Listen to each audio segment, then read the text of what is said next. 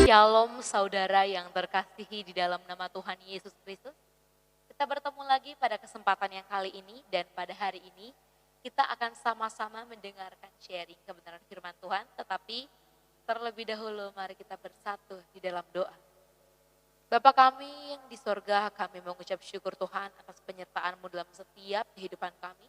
Sampai dengan pada saat ini kami boleh ada sehat dan kuat, semua karena kemurahan dan kebaikan Tuhan dalam setiap kehidupan kami. Bapa, pada hari ini kami akan sama-sama mendengarkan sharing renungan, biar Tuhan memberkati setiap kami, apa yang kami dengar dapat dipahami dan dimengerti, dan semuanya untuk hormat kemuliaan nama Tuhan saja. Di dalam nama Tuhan Yesus Kristus kami berdoa bersyukur, haleluya, amen. Puji nama Tuhan, pada kesempatan kali ini kita akan sama-sama membahas tema yang berjudul menjaga hati. Kalau kita baca di dalam Amsal 27 ayat yang ke-19, seperti air mencerminkan wajah, demikianlah hati manusia mencerminkan manusia itu. Kalau kita lihat misalnya ada genangan air, akan jauh berbeda seperti kita lihat genangan air yang ada di kolam renang. Misalnya ketika hujan kita lihat bahwa di kali itu ada genangan air yang warnanya itu tidak bening, artinya tidak terpancar segar gitu. Kita lihat bahwa air itu sudah tercemar. Air-air yang ada di seperti selokan, seperti di genangan, mungkin warnanya sudah tidak putih lagi, tidak bening. Tapi warnanya sudah kayak coklat dan juga hitam. Itu adalah air-air yang juga sudah tercemar.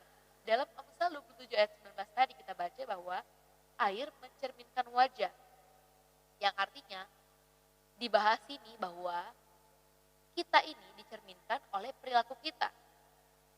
Apakah suasana hati kita baik hari ini atau justru sedang dipenuhi rasa benci, cemburu, marah dan juga terluka.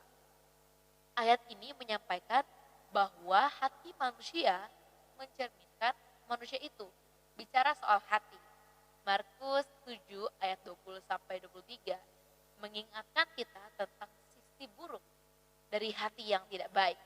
Dikatakan di sana bahwa hati bisa jadi sumber segala kejahatan, mulai dari pikiran yang jahat, pembunuhan, iri hati, hujatan, kesombongan, dan kebebalan. Itu sebabnya hati disebut sebagai pusat dari pikiran, perasaan, dan kehendak manusia yang tercermin secara langsung dan sikap dan tindakan kita. Hal yang sedang tidak baik bisa menyebabkan 3 masalah besar. Yang pertama, menyebabkan tindakan yang jahat. Kedua, membuat seseorang keras kepala atau bebal, seperti yang dikatakan Markus 6 ayat yang ke-52.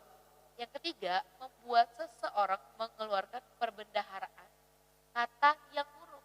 Dari yang pertama kita ini tidak mengeluarkan kata yang buruk, tetapi ketika kita menjadi marah, maka kita cenderung mengeluarkan kata-kata yang buruk. Sebagai anak Tuhan, mari kita meminta Roh Kudus untuk menyelidiki isi hati kita. Jika ternyata hati kita sedang dilanda oleh perasaan dan pikiran yang tidak baik, terbukalah kepada Tuhan. Yang pertama, akui apa yang sedang kita rasakan di hadapan Tuhan dan mintalah pengampunan. Yang kedua, lepaskan diri kita dari setiap kepahitan dan pengalaman masa lalu yang melukai. Mintalah kelembutan hati dari Tuhan untuk membebaskan kita dari segala kepahitan, rasa terluka, dan kebencian itu. Langkah yang ketiga yang bisa dilakukan adalah melatih diri untuk melakukan hal benar. Seperti dalam Filipi 4 ayat yang ke-8, semua yang benar, semua yang mulia, semua yang adil, semua yang suci, semua yang manis, semua yang sedap didengar, semua yang disebut kebajikan dan patut dipuji, pikirkanlah semuanya itu.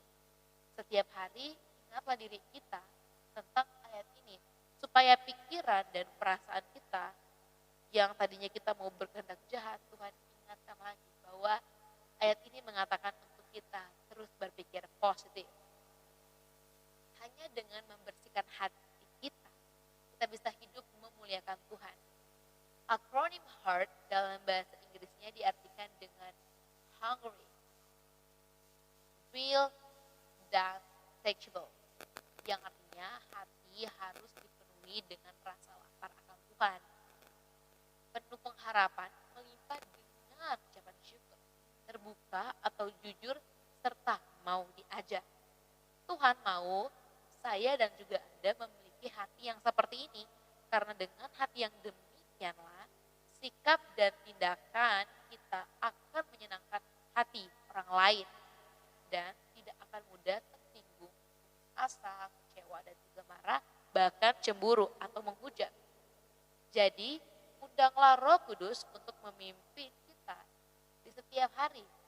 Kemudian baca dan renungkan firman Tuhan secara rutin, karena dengan cara inilah pikiran, perasaan, dan kehendak akan tunduk pada keinginan Roh yang kudus, yang akan membuat kita bersikap dan bertindak dengan cara yang benar.